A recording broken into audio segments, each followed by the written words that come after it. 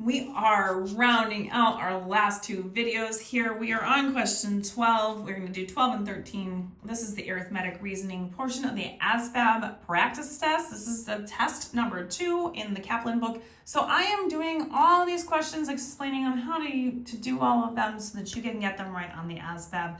And let's get started. So in the set of numbers 1, 4, 7, 10, 13, 16, 19, 22, and 25, what does the arithmetic mean? Well, there are mean, means, average. So we have to add all these numbers together and divide by however many there are. So there's 1, 2, 3, 4, 5, 6, 7, 8, 9 numbers. So let's go ahead and we're going to add them all together. 1 plus 4 plus 7 plus 10. I could do a lot of this in my head. I'm just showing this to you so that you know how I am getting the answer. And my last number is 25. So we get 117 here. We said there were 9 numbers total, so we're going to divide 117 divided by 9. We get 13, and that means that A is my correct answer for that one. And then moving on up here to question number 13. We have, if the absolute value of 4x minus 6 is 18, what is the following possible value of x? Well, let's start off by going ahead and doing our first portion of this. So when you're looking at an absolute value question, one thing you are going to do, absolute value means the distance away from 0. So if I'm taking a look at this question, the first thing you can do when you're doing an absolute value question is you're going to drop the bars. So the bars are going to go away no matter what.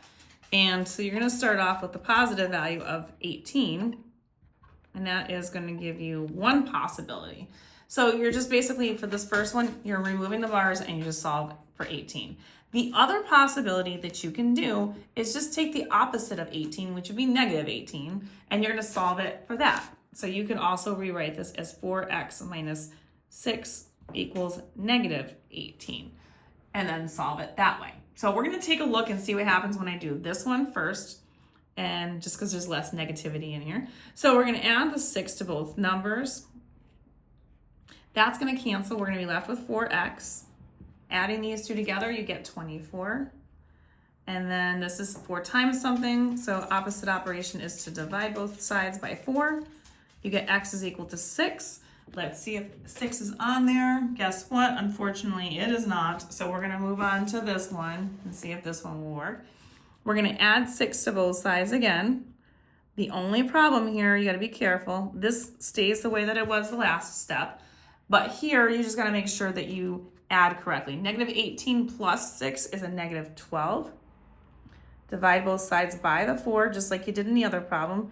And then you're going to get x is equal to negative 12 divided by 4, which is a negative 3. So let's check and see if negative 3 is on there, and it is. It's right there as B. And that is the correct answer. And if you want more questions like these, find them on my YouTube, Instagram, and TikTok at YouWantAlgebra. All these are located in the Asvab playlist. Don't forget to share, like, and follow for more.